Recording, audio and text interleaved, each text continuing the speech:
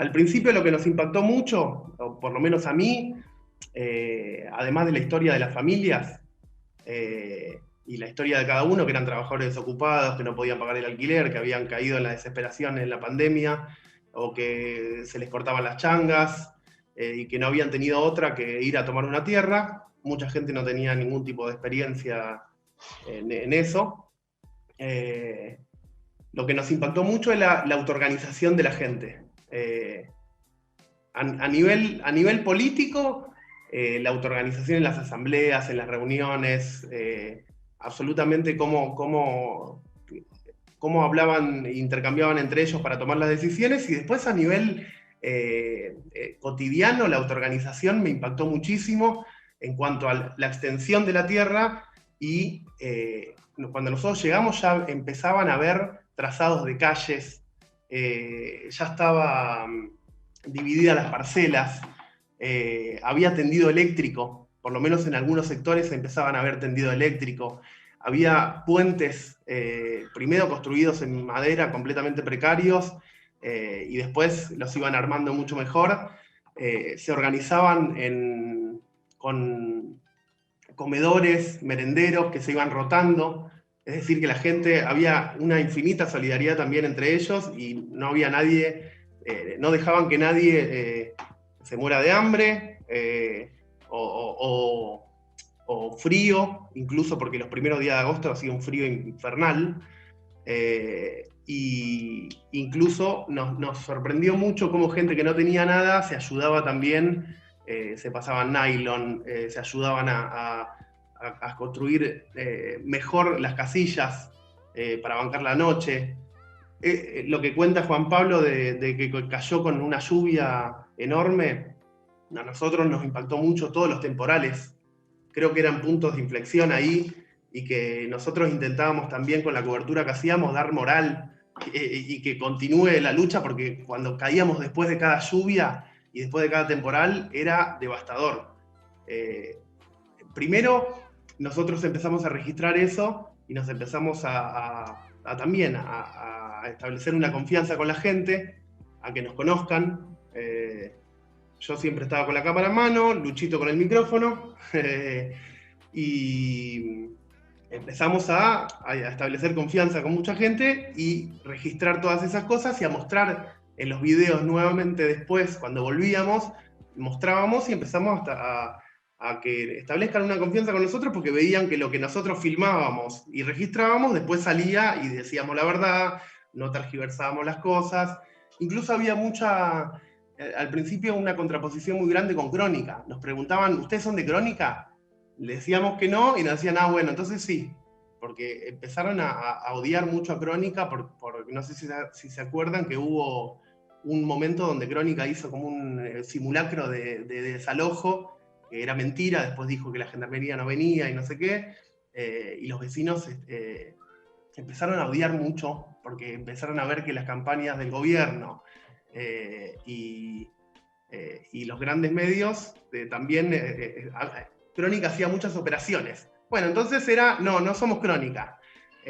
Al principio era esa contraposición. Después nos empezaron a conocer como la izquierda diario. Y después nos empezaron a pasar incluso los videos y todos los registros de las fotos después de las lluvias, para decirnos, che, publíquenlo. Ustedes que van registrando lo que pasa acá en la vida cotidiana, lo que quieren mostrar, que nosotros no somos delincuentes, no somos usurpadores, que no somos especuladores o narcotraficantes, como ahora dice Bernie y Elisa Carrió. Muestren esto, muestren las condiciones en las que estamos, muestren que que no es divertido estar tomando una tierra cuando pasás condiciones terribles, y que no lo hacemos porque queremos, sino porque caímos en la desesperación de no tener dónde vivir. Nos decían incluso, ¿es vivir acá o ir a la calle, o abajo de un puente, o vivir completamente hacinado con 20 personas en, la casa, en el patio de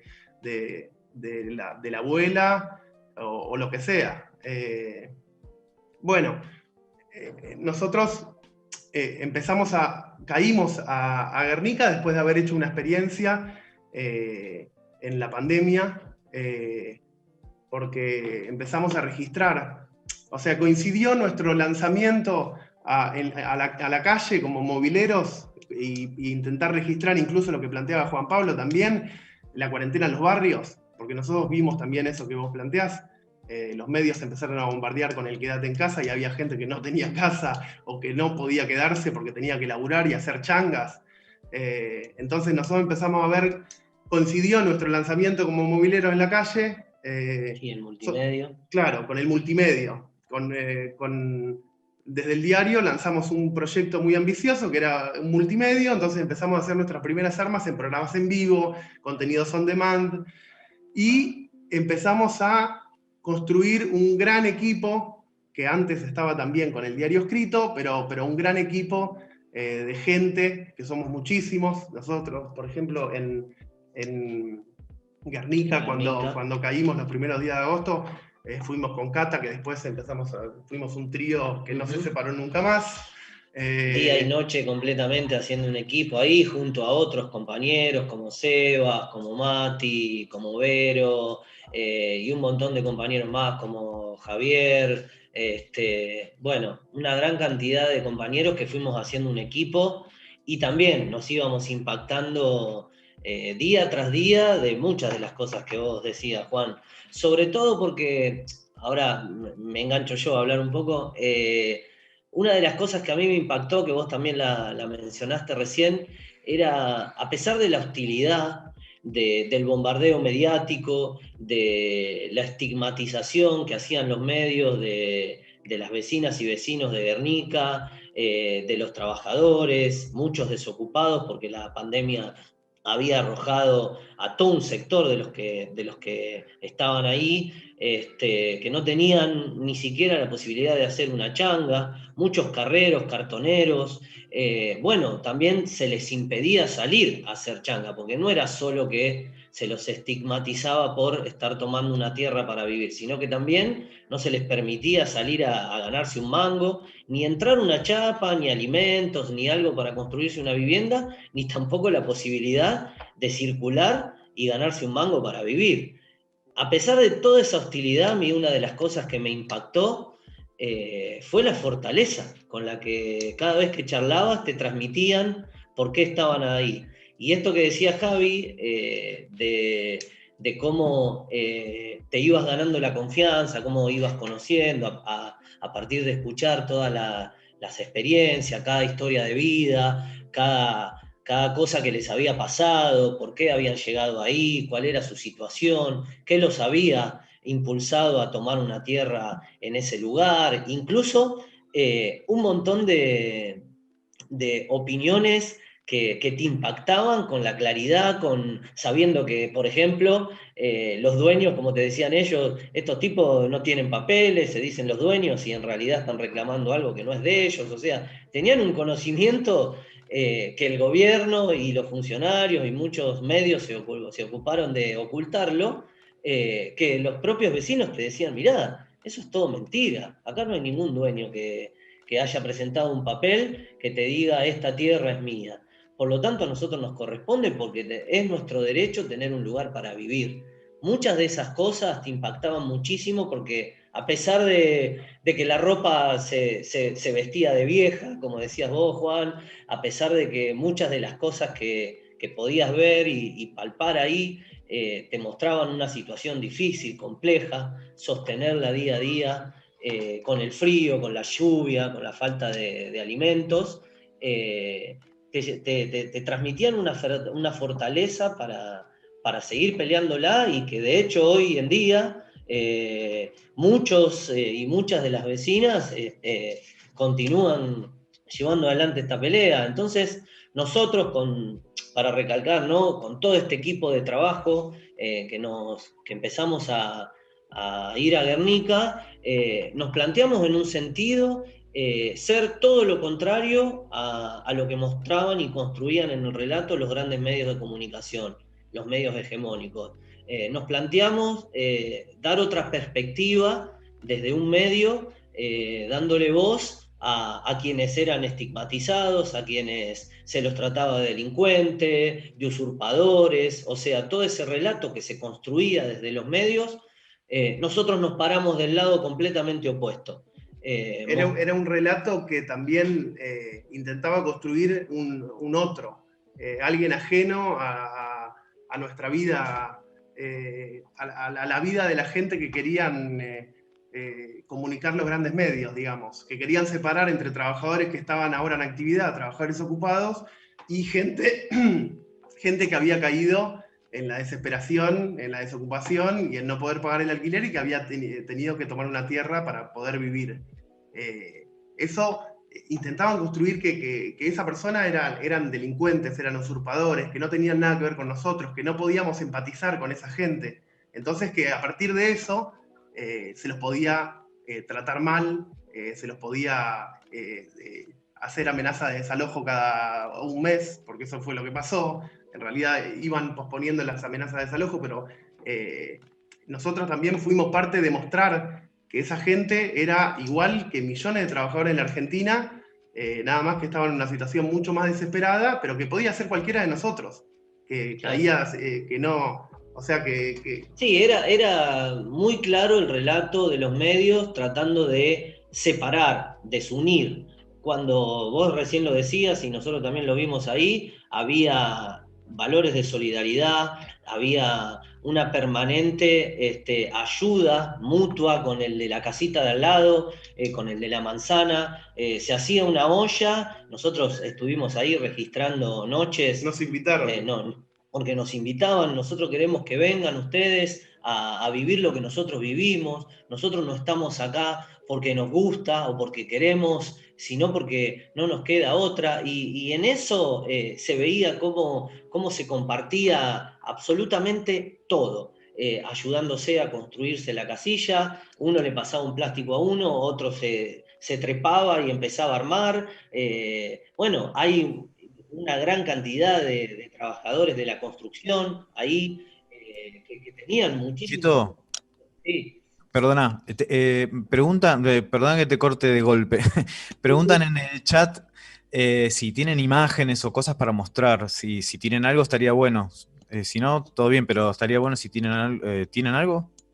Mirá, nosotros teníamos Habían preparado fotos los compañeros de Enfoque y nosotros tenemos todo publicado en La Izquierda Diario, los videos. Bueno. O sea, podemos ir haciendo sugerencias de muchas de Producción. las notas. Dale. Perdón la interrupción. Hicimos un mini documental con muchas de las noches que estuvimos ahí, tratamos de sintetizarlo en un documental breve, con una olla que pusieron varios de los vecinos ahí, y fue una conversación así a mesa redonda, como quien dice, intercambiando de sus historias de vida. Y mañana va a salir un documental, el domingo vamos a lanzar un documental que va a englobar también los 2 meses y pico de cobertura. Porque nosotros caímos los primeros días de agosto, empezamos a ir, íbamos y volvíamos, nosotros vivimos en Boedo y en Flores, y después de unos días empezamos a ver que era algo enorme, incluso se convirtió en una causa nacional, Guernica, porque también expresaba, era consecuencia de la crisis económica, de la pandemia y de millones de personas que se sentían identificadas porque también estaban muy complicados, porque no tenían ingresos o porque se les complicaba llegar a fin de mes y porque millones de trabajadores no tienen, ocupados y desocupados, no tenemos vivienda propia. Eso es así y es una realidad concreta en la Argentina. Entonces empezamos a ver que era algo grande, empezamos a... Lo que plantea Luchito de los grandes medios, de la mirada esta de los grandes grupos económicos también, y de los grandes medios que también eran correa de transmisión de la campaña que empezó a hacer el gobierno, de estigmatización de esas familias, de decir que era la izquierda, que eran organizaciones, que eran punteros, que no había necesidad real. Nosotros empezamos a ver, vimos la necesidad de que teníamos que contraponer a esa campaña la realidad. Sí, y una cosa que te decían ellos cuando vos les hablabas, muchos de los vecinos te decían como que los trataban como ignorantes, como imbéciles que no entendían nada, y justamente ellos mismos te decían, están construyendo y hablando de nosotros, no utilizaban la palabra relato, por ahí te decían discurso o hablan de nosotros, completamente falseando la realidad que vivimos. Por eso una de las cosas importantes que nos parecía a nosotros es cómo desenmascarar esas operaciones mediáticas que tienen un objetivo clarísimo. O sea, los grandes medios son grandes empresas que lógicamente protegen los intereses propios con un objetivo comercial, haciendo operaciones para defender sus propios intereses, o sea, fomentando la defensa de la propiedad privada, fomentando permanentemente el hecho de la inseguridad, de que esas mismas personas que estaban ahí ocupando una tierra son delincuentes, son los que después te van a robar y te van a ocupar la casa y te van a robar el auto y te van a matar a uno de tus hijos. Incluso así allanaban el camino para las amenazas de desalojo. O sea, para que la gente diga, sí, hay que sacarlos a patadas. Incluso así, con todas esas operaciones, no pudieron llevar adelante un desalojo. Durante muchos meses lo tuvieron que posponer. Entonces nosotros íbamos con una idea, incluso, porque charlábamos mucho en equipo, íbamos viendo qué podíamos registrar, y después la gente también nos cambiaba también completamente la bocha, porque nos decían, ustedes tienen que mostrar esto, muestren esto, o sea, esto es lo que somos nosotros. Cuenten de esta familia que se quedó sin laburo, había muchas trabajadoras de casas particulares, había muchos trabajadores de la construcción, y nos contaban y nos iban diciendo y nos iban llevando ellos mismos, incluso, porque también lo que dice Juan Pablo es completamente verdad, era muy difícil contactarse, porque o no tenían celulares, o cuando tenían estaban descargados porque no tenían cómo cargarlos, entonces había que ir al predio y había que caminar. Otra de las anécdotas es que con un celular vos de repente habías conocido a Juan. Lo llamabas a Juan o le mandabas un mensaje y te respondía cualquier otra persona. ¿Por qué? Porque con un mismo celular varias de las casillas vecinas se comunicaban. O sea, la solidaridad era la principal, la principal cuestión para ayudarse cotidianamente en todos los sentidos, incluso ir pasándose la data, che, mirá, la policía está de la otra calle, podés entrar a una chapa por el otro lado, entonces se cruzaban todo el barrio o la otra punta de donde tenían la casilla para atravesar todo el barrio, haciéndose así como pasamanos para que los materiales lleguen hasta esa manzana, o sea, impresionante, y por eso nos impactaba muchísimo el discurso que construían los medios, separando, cuando vos, estando ahí, veías que había homogeneidad entre los vecinos para ayudarse, había una permanente preocupación, o sea, todos los rasgos individualistas que muchas veces se naturalizan en la sociedad, ahí se desvanecían, porque la solidaridad era lo principal que estaba en sus cabezas. Muchos te decían, no, bueno, pero hoy yo ayudo a mi vecino y mañana me ayudarán a mí y él me da una ropita para mi nene y mañana yo, y cómo ayudarse con el médico, o si a alguno le salía una changuita, cuidar los hijos del vecino, de la vecina, para que vaya a hacer una changuita. Y después vivimos distintas etapas. O sea, al principio era más de registrar y contar quiénes eran los que estaban ahí. Después empezamos a ver que nosotros podíamos tener un rol también de informar y de contar adentro de la toma bien, por eso hacíamos un notilid, le llamábamos, que era una cosa que pasábamos por WhatsApp todos los días a los vecinos, y del lugar de que teníamos mucha confianza, y empezamos a ayudar a organizar también, a ayudar a la autoorganización de los vecinos, empezamos a ver qué cosas faltaban, entonces montamos, pusimos un gazebo del diario para que no solo nosotros nos acercáramos, sino que los vecinos se acercaran a plantear sus inquietudes, sus denuncias. Nosotros empezamos también a ver que muchos nenes habían cortado su escolaridad completamente, entonces pusimos en pie con docentes solidarios y trabajadores de la educación una escuelita que incluso veíamos una de las fotos, Lidia estaba al lado de la escuelita, y después empezamos a ver también de que no tenían acceso a la salud, entonces empezamos a ver con trabajadores solidarios y trabajadores de la salud, y pusimos una posta sanitaria.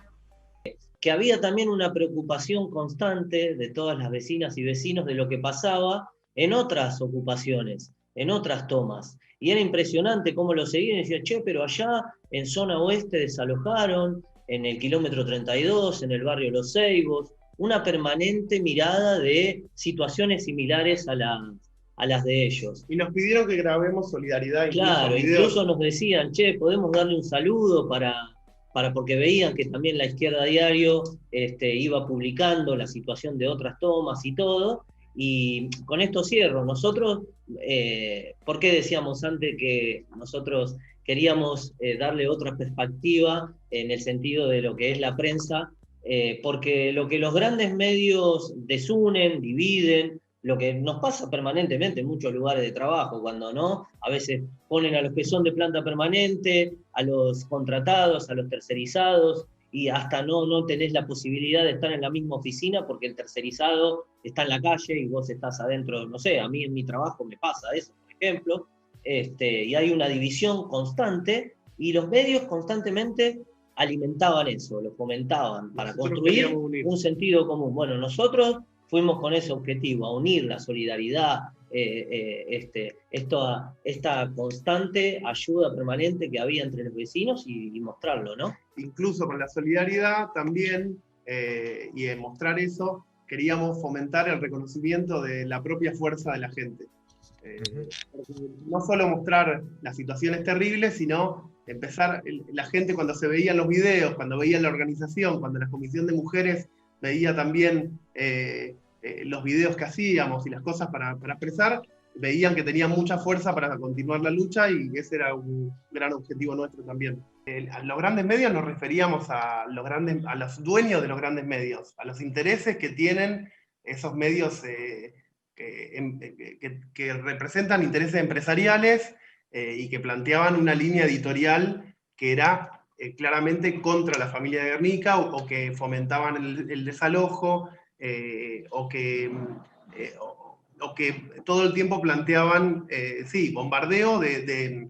por qué había que sacarlos a patadas. Hacemos una diferencia, por ejemplo, con los trabajadores de prensa de esos medios, porque en 2 meses y medio establecimos relaciones, solidaridad, nos pasábamos datos, nos ayudábamos, porque incluso estábamos muy cansados por todo lo que contamos de la extensión del predio. Estabas muchas horas caminando, estaba completamente todo inundado, nos pasábamos contactos de gente para entrevistar, le preguntábamos a la gente de la toma si quería salir, si quería dar su testimonio. En ese sentido, con los trabajadores de prensa de casi todos los medios tuvimos mucha buena onda y solidaridad. Muchas veces nos pasaba lo que decía Juan, que por ahí se paraban en la distancia y nosotros nos acercábamos y nos decían, chicos, ¿con quién se puede hablar? Vamos a salir en vivo ahora de tal canal. Y nosotros le hacíamos el nexo para que hablen con distintos vecinos y vecinas para poder sacar, ¿no? La voz en primera persona de esos vecinos. Por eso a nosotros nos referíamos más que nada a la construcción del relato, a la construcción de ese discurso que tienen los grandes medios. En ese sentido hablábamos de medios hegemónicos, de monopolio de los medios, de los propietarios de los medios que tienen intereses empresariales, ¿no? Tenemos una serie de notas que fuimos sacando a lo largo de los 3 meses, con distintos contenidos, ¿no? Mostrando un poco todo lo que contábamos antes. La gente nos tomaba como uno de los medios que era parte de la toma y que mostraba la realidad. En ese sentido, nosotros también queremos plantear, porque nosotros vivimos la represión y fue muy terrible, pero que miles de familias siguen en la lucha. Y que esta lucha sigue porque hay miles de familias, como decía Juan Pablo, que siguen en la calle, que no tienen ninguna solución habitacional, o que siguen viviendo hacinados con sus familias, y hay muchos que siguen la lucha incluso vienen realizando asambleas todos los sábados, juntándose y decidiendo en común cuáles son los pasos a seguir, y votaron una acción que es muy importante el jueves 26, la semana que viene, en el Puente Porredón, donde quieren visualizar esa lucha, pero no solo la lucha de las familias de Guernica, sino también hermanarse con todas las tomas del país, porque hay cientos, y con los millones de personas que están, que siguen en la lucha por la tierra, por la vivienda, por la educación. Bueno, eso, nosotros queríamos plantear que nosotros seguimos registrando esta lucha porque sigue hasta que las familias lo dicen claramente, seguimos hasta conseguir la tierra. No, y yo lo que quería agregar, que esto que dice Javi, es una de las cosas que nos impactó muchísimo, porque por momentos uno va viendo dónde pone el foco, ¿no? Y esto que decíamos, ¿no? La organización, esa moral para seguir la lucha adelante, a pesar de una campaña feroz, durante la toma, antes del desalojo, de hostigamiento permanente, de mentiras, de decir que todo el tiempo las familias iban arreglando, y las mismas familias te decían, no, pero eso no es verdad, o que le ofrecían soluciones y esas soluciones nunca aparecían. Y fuimos mostrando también eso, y mucho de lo que decía Javi, de cómo continúa la pelea, de por qué se convoca a este corte del Puente Porredón el 26, fue una de las cosas que nos impactó, porque había una intervención de organizaciones sociales, de distintas organizaciones políticas, que nosotros fuimos reflejando todo, pero nos impactó muchísimo esta organización, esta moral para continuar la lucha, a pesar de campañas mentirosas, a pesar de que Bernie salió a decir luego de la represión brutal de que los gases los tiraba la propia gente, de que no había sido una represión brutal. Así que nos había impactado muchísimo eso. Desde ya, nosotros con Javi saludamos que se haya dado este espacio para debatir, para intercambiar, incluso para pensar colectivamente, ¿no? La lectura visual, periodística, que tenemos de Guernica, y que por lo menos en nuestro caso no hubiera sido posible si no hubiera sido por el gran equipo de trabajo que hay detrás. Nosotros en un sentido somos simples voceros de todo un equipo de trabajo que, bueno, como recién mostrábamos algunas de las notas, un montón de compañeras y compañeros que hicieron las notas, que estuvieron ahí, que desde distintos ángulos fueron contando toda la experiencia de Guernica, que se llevaron vivencias de todo tipo, de lo que fue esta experiencia y de una lucha que continúa y que hay que seguir, como decías vos recién, Cora, hay que seguir hablando de Guernica, seguir reflejando todo lo que pasa, seguir hablando de Guernica, porque es una lucha que no se terminó, es una lucha que continúa. Muchas de esas familias no tuvieron una solución, siguen peleando por un pedazo de tierra para vivir. Entonces creo que tenemos todavía mucho trabajo por hacer para seguir mostrando eso, para seguir mostrando esa unidad que hay entre las vecinas y vecinos, y unirla con la solidaridad, con los trabajadores, con todos los que desde acá también hacemos la invitación para ustedes, para vos, Juan Pablo, para Cora, para todos los periodistas, fotógrafos, entusiastas que estén en la charla y que no, que el 26 estén ahí también para registrar todo lo que va a estar pasando, y para que sigan difundiendo la gran lucha de Guernica. Por lo menos para nosotros significa eso, porque es una referencia para un montón de sectores de la población para plantarse y para llevar adelante sus reivindicaciones.